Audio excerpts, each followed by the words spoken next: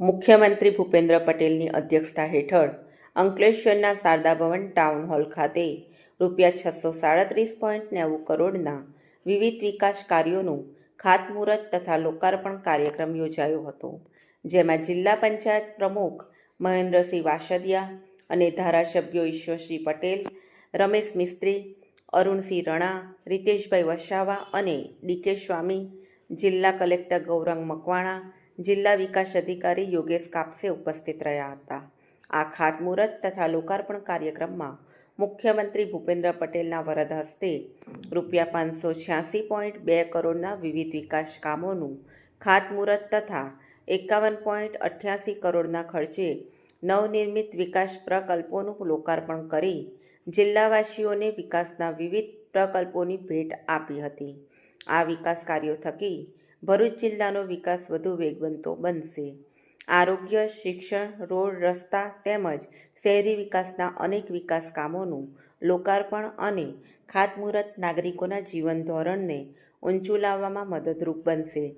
તેમજ શિક્ષણ વિભાગના ₹18.29 કરોડના ખર્ચે 17 જેટલા કામોમાંથી ₹4.82 કરોડના 8 કામનું ખાતમુહૂર્ત અને 13.47 કરોડના 9 કામોનું લોકાર્પણ કરવામાં આવ્યું હતું, જેમાં નવી શાળાઓ અને વર્ગખંડોનું નિર્માણ કરવામાં આવશે. આ નવી સુવિધાઓ ભરૂચ, જંબુસર, આમોદ અને હાંસોટ તાલુકાના હજારો બાળકોને ગુણવત્તાયુક્ત શિક્ષણનું શ્રેષ્ઠ વાતાવરણ પૂરું પાડશે.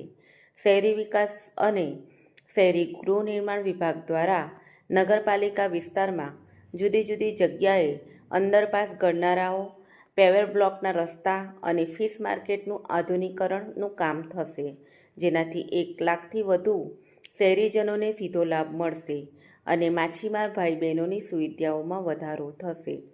ભરૂચ જિલ્લામાં નવા રોડ રસ્તા બનતા ભારે વાહનો તથા ટ્રાફિક સમસ્યાનું નિરાકરણ, રસ્તા પરથી પસાર થવામાં થતી મુશ્કેલીઓ દૂર થશે. તેમજ ટ્રાફિક સમસ્યાનું નિરાકરણ થવાથી ઈંધણ અને સમયની પણ બચત થશે. મુખ્યમંત્રી ભૂપેન્દ્ર પટેલ દ્વારા ભરૂચ જિલ્લામાં આરોગ્ય સુખાકારી હેતુ ₹1.95 કરોડના ખર્ચે સાકાર થયેલા નેત્રંગ તાલુકામાં 1 આરોગ્ય કેન્દ્ર, 1 પેટા આરોગ્ય કેન્દ્ર તેમજ આમોદ તાલુકામાં 1 પેટા આરોગ્ય કેન્દ્ર પ્રજા માટે ખુલ્લું મૂકવામાં આવ્યું હતું. ગુજરાત સરકારના રમતગમત, યુવા અને સાંસ્કૃતિક પ્રવૃત્તિઓ વિભાગ દ્વારા અંકલેશ્વરના કોસંબડી ગામ ખાતે તાલુકા કક્ષાનું સ્પોર્ટ્સ કોમ્પ્લેક્સ કોસંબડી ગામ ખાતે ₹6.90 કરોડના ખર્ચે નિર્માણ કરવામાં આવ્યું છે. આ ભવ્ય સ્પોર્ટ્સ કોમ્પ્લેક્સ આપણા યુવાનોમાં રહેલી રમતગમતની પ્રતિભાને ખીલવામાં ઉપયોગી થશે. આ કાર્યક્રમ બાદ મુખ્યમંત્રીએ અંકલેશ્વર GIDCમાં નિર્માણાધીન ટ્રાન્સપોર્ટ નગરની પણ મુલાકાત લીધી હતી. પ્રભુ ઋષિના તપથી સિંચિત ભૂમિ પરથી આજે પવિત્ર શ્રાવણ માસના બીજા સોમવારે સ્તંભેશ્વર મહાદેવના દર્શનની મને તક મળી છે અને હું મારી જાતને એના માટે ગૌરવવંતું અનુભવું છું કે આ મહાદેવના દર્શન હજુ તો હું પહેલી વખત મારે બી જવાનું થયું છે અહીંયા. તમે બધા અહીંયાથી દર્શન કરી આવ્યા છો, પણ અદ્ભુત છે ને. આપણે જે તાકાત જે છે એ તો છે જ, એમાં કોઈ આવા દર્શન કરવાથી આપણને ડબલ તાકાત થઈ જાય, આપણો આત્મવિશ્વાસ વધી જાય. શ્રાવણ મહિનો એટલે તહેવારો અને ઉત્સવનો મહિનો. વિશ્વના સૌથી વધુ લોકપ્રિય નેતા અને વડાપ્રધાન શ્રી નરેન્દ્રભાઈ મોદીના નેતૃત્વમાં આપણે ગુજરાતમાં લોકોત્સવ તેમજ વિકાસ ઉત્સવ ઉજવવાની સંસ્કૃતિ વિકસાવી છે. અંકલેશ્વરના આજના વિકાસ ઉત્સવમાં ₹637 કરોડ વિવિધ વિકાસ કામો આ જિલ્લાને આજે આપ્યા છે.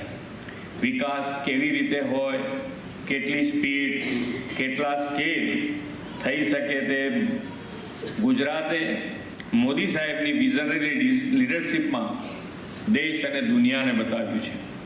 એક મજબૂત નેતૃત્વ મળે તો વિકાસની રાજનીતિથી કેવું પરિવર્તન આવી શકે તે સમગ્ર દેશે છેલ્લા 11 વર્ષમાં જોયું અને અનુભવ્યું છે. આદરણીય શ્રી નરેન્દ્રભાઈએ જીડીપીના દરેક સેક્ટરને સશક્ત કરવાના પગલાં લીધા છે. સ્થાનિક ઉત્પાદન વધે તે માટે આત્મનિર્ભર ભારતથી એમએસએમઈને મજબૂત કરવાનું કાર્ય કર્યું છે. Make in India, made for the world તે વિશ્વના ઉદ્યોગ માટે ભારતમાં ઉત્પાદનને વેગ આપ્યો છે. એ 42 કરોડ રૂપિયાના ખર્ચે 4 લેન બનાવવા જઈ રહ્યા છે અંકલેશ્વર વાલિયા નેત્રંગ રોડ, અને એ જ રીતે વાલિયા ઝઘડિયા રોડ પણ 60 કરોડના ખર્ચે બનાવવાના છે. એ બધા જ આજે ખાતમુહૂર્ત થયા છે. જેટલા બને એટલા ઝડપથી થાય અને ક્વોલિટીવાળા થાય એ રીતે આપણે આગળ વધીશું ને એનું ધ્યાન તમારે પણ રાખવાનું કે ક્વોલિટીવાળું વર્ક થવું જોઈએ. અહીંયા બધા બેઠેલા આજે જે લોકાર્પણ અને ખાતમુહૂર્ત થયા છે એમાં આરોગ્યના કામો છે, રમતગમત, તાલુકા ક્ષેત્રનું એક સ્પોર્ટ્સ કોમ્પ્લેક્સ તૈયાર થઈ ગયું છે, એનું આજે લોકાર્પણ થયું છે. શિક્ષણ અને શહેરી વિકાસના કામો, ભરૂચ લોકોના ઇઝ ઓફ લિવિંગમાં વધારો કરશે તેવો મને વિશ્વાસ. વડાપ્રધાન શ્રી નરેન્દ્રભાઈની વિઝનરી લીડરશિપમાં ગુજરાતમાં વિકાસની ગતિ બમણી થઈ છે. ભરૂચ, અંકલેશ્વર, ઝઘડિયા, દહેજનો આખો વિસ્તાર ઇન્ડસ્ટ્રીયલ સિટી અને ટાઉન તરીકે પાછલા 2 દાયકામાં આ ડબલ એન્જિન સરકારના પ્રયાસોથી વિકસ્યો છે. અહીંના ઉદ્યોગો લાખો યુવાનો અને દેશના અન્ય રાજ્યોમાંથી આવીને વસેલા લોકોને અનેક રોજગારીના અવસરો પૂરા પાડે છે. ભરૂચ જિલ્લો આજે દેશના કેમિકલ કેપિટલ તરીકે ખ્યાતિ પામ્યો છે. દહેજમાં દેશનો સૌથી મોટો PCPIR કાર્યરત થયો છે. જંબુસરમાં દેશનો પહેલો બલ્ક ડ્રગ પાર્ક આકાર લઈ રહ્યો છે અને દહેજમાં સૌથી મોટો LNG ટર્મિનલનું પણ નિર્માણ થયું છે.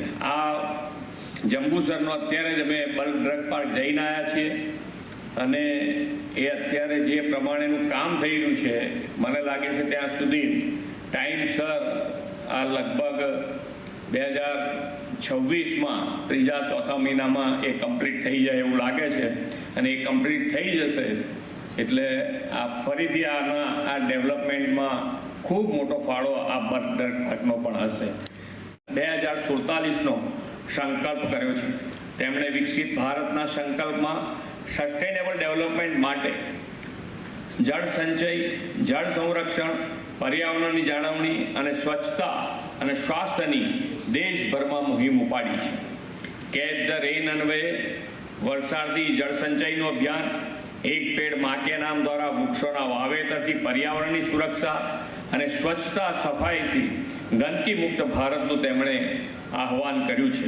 લોકોને સ્વાસ્થ્ય પ્રત્યે જાગૃતતા કરવા માટે મેદસ્વીતા મુક્ત અને TB મુક્ત ભારતની ઝુંબેશ પણ તેમણે પ્રેરણાથી અત્યારે આપણે ચલાવી રહ્યા છીએ. આપણે સૌ વડાપ્રધાન શ્રી આપેલા અભિયાનોમાં જોડાઈને વિકસિત ભારતથી વિકસિત ગુજરાત અને વિકસિત ભરૂચ અને ભરૂચથી વિકસિત ગુજરાત અને વિકસિત ભારતના નિર્માણ આપણે સૌ સાથે મળીને કરીએ એ જ અપેક્ષા સાથે વિરમું છું.